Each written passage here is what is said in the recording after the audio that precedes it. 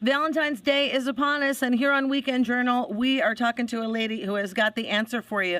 They call her the Recessionista Matchmaker, among other things, and we're also going to talk about the big honor that she has coming up in today's Chicago Woman magazine. So Stephanie Safran joins us. She's the founder of Stef in the City here in Chicago. Steph, it's nice to meet you.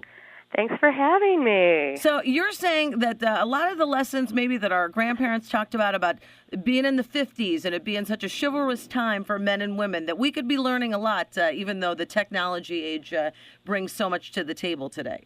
People forget, and one of the things that I was always surprised is that people forget how to do the simplest things that make a difference in a date that don't even cost anything.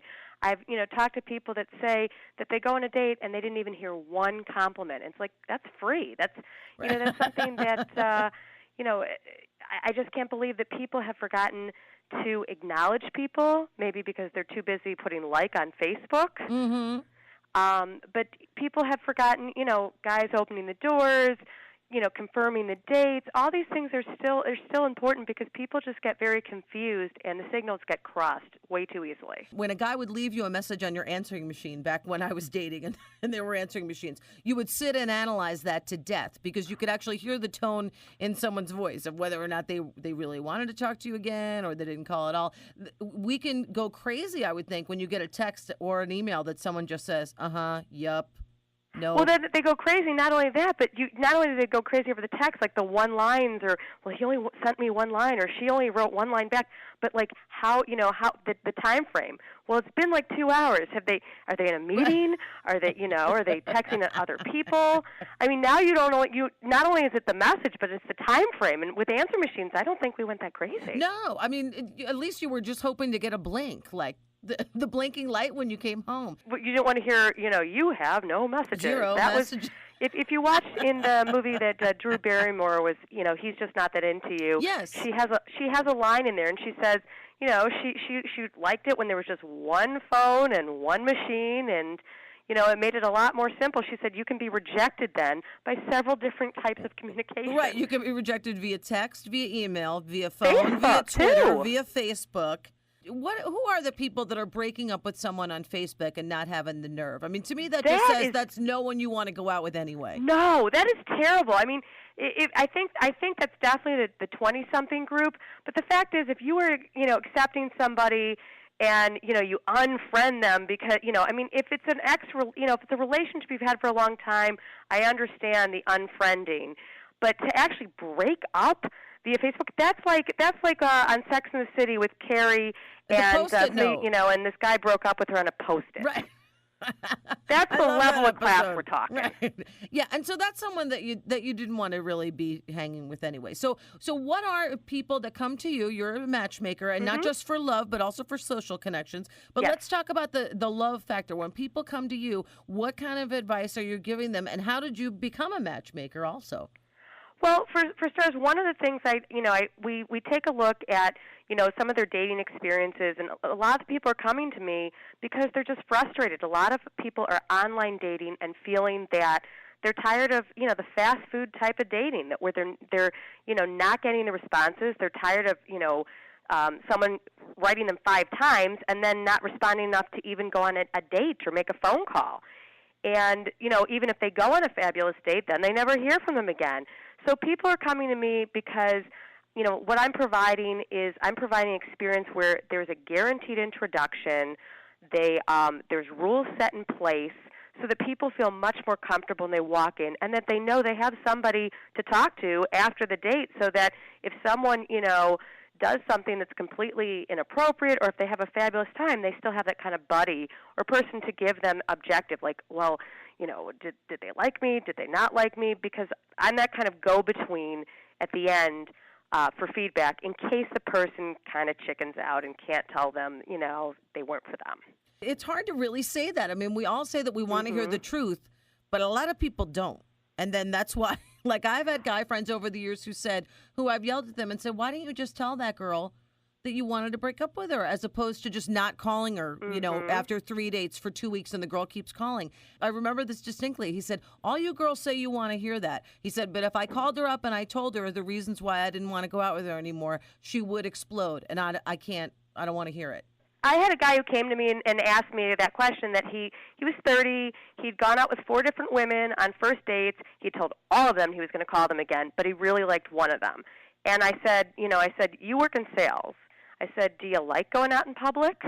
And he said, yeah. I said, well, here's the chances that if you don't call one of these girls, just leave her a message, say that you met somebody else that you're looking to pursue with. It's not even, you're telling the truth. Right. But I said it's much better for them to hear that. I said if someone's psycho, then just chalk it out.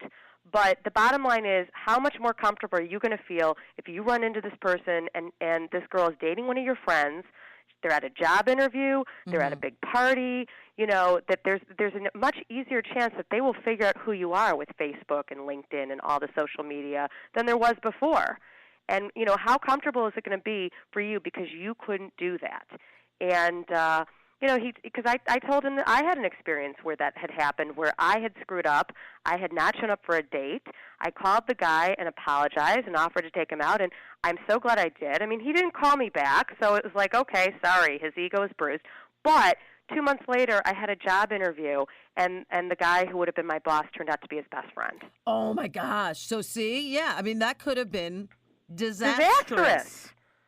I wouldn't even say it was humiliating, but it wasn't great that this guy didn't acknowledge and call me back, and clearly he was, angry that I had made a mistake, but at least I took the time out and I knew that I had acknowledged I did something as opposed to just kind of hiding in shame and said, oh, well, it's just a guy, Right. I'm never going to see that guy again, so. And people forget that even in a big city like Chicago, it can be very small sometimes. Oh, it's really small. I can tell you that I can trace down people in less than 6 degrees of separation, and I'm talking about people who have just moved here.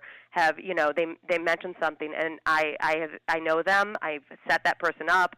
It's a lot tighter of a circle than people think because a lot of the same people hang out at a lot of the same places, or someone knows something. So, part of my business relies on social media, and I'm able to trace people down because of the way that we have that 6 degrees of separation on, by looking at a Facebook or any of the other social medias. What do you think are some of the big mistakes that people are making on the first impression? I mean, I'm guessing you coach them like we do for people when they're going on a job interview, but people need to know that the date shouldn't be a job interview, right? Well, absolutely. Like, one of the things that I do coach people is we do the questionnaire. If I have, for example, if I have someone who they were married, they had a first marriage that was a really long time. The second marriage was like this rebound. It wasn't even a year. I said, Ross Geller from Friends, who was married 3 times on the show, that was cute. It's not cute when you go on a date. Yes. So, but how do you get around really, that, though, Steph? Because that's the truth. How does the guy get around that when that is the truth? Well, what I would just say is that you just tell them you've been married. You tell them you've been married before, and you tell them that you've been married before. Usually, people don't ask how many times. I mean, I think when they're older, when they've been older, then it comes out if someone's been divorced twice, but generally 20s, 30s, 40s. A lot of people want to know right off the bat, to size somebody up. Is this somebody I'm interested in? But really, if someone asks you a question that's kind of putting you on the defensive, like, well, how many times have you been married before? I would just say, yeah, I was in a long-term marriage.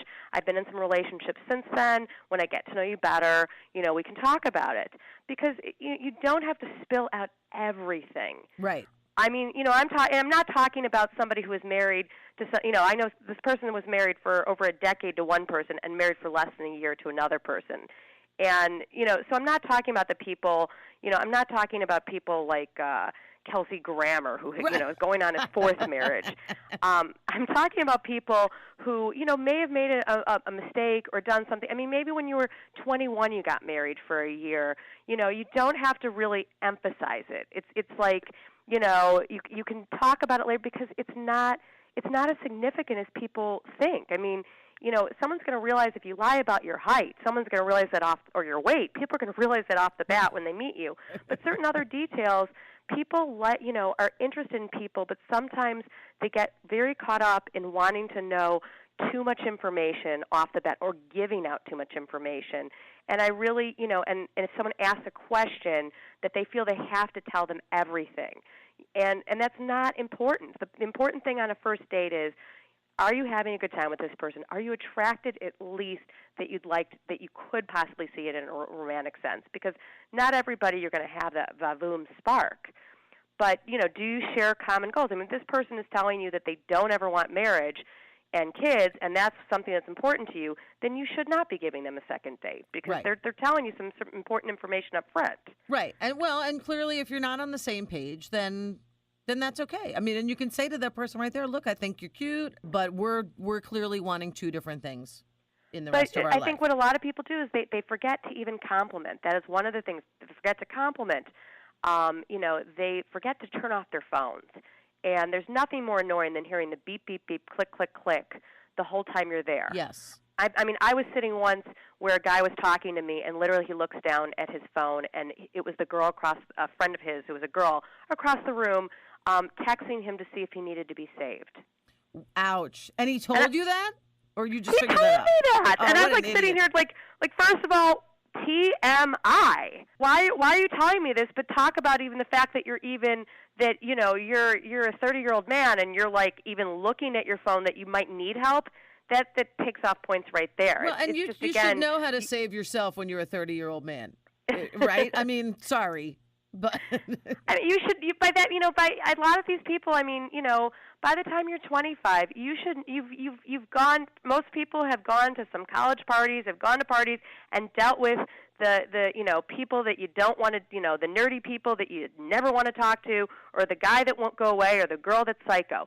So, you really, I mean, it's a part of networking in life to socialize and understand, if you're putting yourself out there and you are a dater, you're going to have to be prepared to, for rejection or for people who are a little bit crazy or people who are annoying, and you just can't take a lot of that as personally as some people take it. Some people, assume that everything's personal about them, and sometimes, it's just a matter that you just happen to be in that place at that time, Absolutely. And that person, needs their ego boosted, and that's why they're acting out. I really always say to people, once you find the one, all these stories are going to be great material for you to tell. People seem to love those kind of stories. We even have a section on our website called Disaster Dates that people love reading. They love reading the disasters. Right. Well, because everyone's had one. And I think then it helps people to go, you know what? This one wasn't me. This guy was a jerk, or this girl was a jerk. Yeah, I mean, if anything you watch, everybody, no matter if it's a celebrity that's gorgeous like Halle Berry or Cindy Crawford, everybody has had that experience where they've been rejected. It's a myth for people to assume that certain types of people have it easy. Certain people are lucky, and maybe they met people at an earlier age and they didn't have to go through the same type of thing. But dating is a lot like job interviews. Sometimes you have the perfect job for a while, and then your management changes, and sometimes you're able to stay in a job for 40 years, and it's wonderful. Who pays? We put it in our contracts that for the first date, the guy pays. There's no questions there. That way, the guy knows off the bat that, and we don't expect that they're going to take them to a 4-star restaurant on a first date. But the point is that the check shouldn't become a point of, well, if I like him, if I don't like him, I won't I'll offer. If I like him, I'm trying to test out if he's cheap or not, and vice versa with the guy. I want her to pay if I don't feel she's a match for me. So we don't even want that to be on the table. We want I would, if I find a woman even offers, to split the tab, I would get upset because it's when you make an agreement to do something, it's the bottom line is to preserve people's feelings so that they don't feel that that's what it becomes about. Right. Now, we don't say this, what's going to happen for the second, the third, and on, but at least the first meeting where you're nervous already, we want it to just be, we're going to go back to the old-fashioned way, and that way, no questions. One of the things we were talking earlier about texting, that one of your smart rules is that when people do begin to date, that they don't text for like a couple of weeks. 3 weeks. 3 weeks. And so how hard has that been on some of the clientele who are I get addicted? women who say that's the greatest thing in the world. I and agree. The surprising thing, I always thought it was going to be the 20 and 30-somethings that were going to complain to me. It was actually the 40-something-year-old guys that were complaining. And why? Why do you think that is? I think because they felt that if they didn't get a response immediately via phone, they would send them a text message inviting them out for a date. Gotcha. That was like their second resort. It's like, oh, well, if she doesn't call me back, I'm going to text her and invite her out. And the bottom line should have been, yes, try her one more time on the phone. If you don't hear back from her, then chalk it up and move on. We're talking to Stephanie Safran. They know her as the recessionista matchmaker and the founder of Stef in the City. And we've been talking about romantic dates, but we hear that you also offer, more social dates for people. The people that maybe are new to town, or maybe they're a new couple and they want to meet some other folks in town, but either they're too busy working. What kind of people come to you that want help with their social life? Well, a lot of people who are new to town, or maybe they've gone through a divorce, and or maybe maybe they got a different job and they're living in the suburbs, but they want to hang out in the city. We have something we call a personalized social calendar, and we put stuff together for people. And it turned into married couples actually were interested. Maybe empty nester adults, like their kids went to school and now they don't want to hang. I think even people who had who have teenagers, where they've just kind of gotten in that rut where they used to do things and now they're just tired. Right. And it's just like, oh, you go to the same hangouts, and they want, here we're in the city of Chicago, where there's so many amazing things to do, and people people are often not aware of it. Mm-hmm. And a lot of free things to do in the city. That was another thing. A lot of people come to me and say, oh, I can't afford to do all these things, and I went and found, told some people. I'm a big fan of running, and I did a little research myself and found out there was a historic run with Fleet Feet that is it's either $5 if they bus you out there, or free once a month for about 6 months of the year, and you get to do history and you go running. Around the city, there's so much out there. So we divide it into 4 categories, because a lot of people also get stuck and say, I'm single, I'm only going to go to singles things. Yeah. I'm looking for a job, I'm going to network. I exercise at the gym, or, I do my charity work by sending a check, or I do my, my one thing I've already done. We use those categories, and, we basically say, okay, give us a percentage, up to 100% of how you want to divide out your time, and we expect you to try out something in every category. Give us a budget, and we put something together. We have reviews from people who've done it. Sometimes things are new, and then we'll let them know that it is a new thing. But, it's social media, again, that makes my company really possible, because I can get a strong response so that people aren't just going on and seeing the latest, invitation they may have gotten on Facebook, or just by typing something in on Google, because you don't always know if it's going to be the right type of people you're looking to meet, is it the best price range? Is it going to be, if it's a sports league, is it going to be competitive enough for you? People are trying things by trial and error, and they sometimes get frustrated because they give it a go, and it turns out that probably what they went to was not the right target of what they were aiming for to begin with. Mm-hmm. We want to reemphasize to people, you love the social media. It just has its time and place when it comes to new dating. I think that the social media shouldn't replace interactions. Mm-hmm. And I think that people forget, when you're out and about, don't be on your phone all the time. I mean, there's like a video out there that just came out that some woman was texting in a mall, and she literally fell over into the fountain. Yes. And she's trying to complain and saying, oh, well, this just happened to me, and it was awful. And I said, but what were you doing texting? I mean, we already talk about texting and driving. People need to remember that you can't do 10 and 20 things at once. That there's so many things now, even in social media, where people are saying missed connections.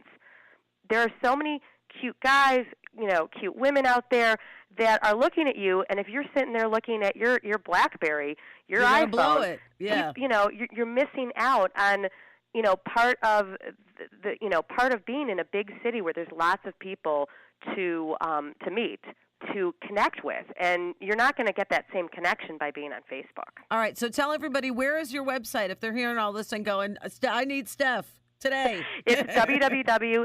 Stef and the City, and Stef is STEF. And we also have a Twitter, which is Stef in the City, and we of course have a Facebook page as well. All Stef in the City. Awesome. And if people want to read about you, I hear that you got a big honor in today's Chicago Woman magazine for February. Yes, I'm actually one of the top 50 singles. Congratulations. Maybe not for long. That's my hope. I think that part of my journey in being single is I did meet my last relationship at a networking event where I did not expect to meet someone who was single. And had we, met through social media, online dating, we would have never been each other's types.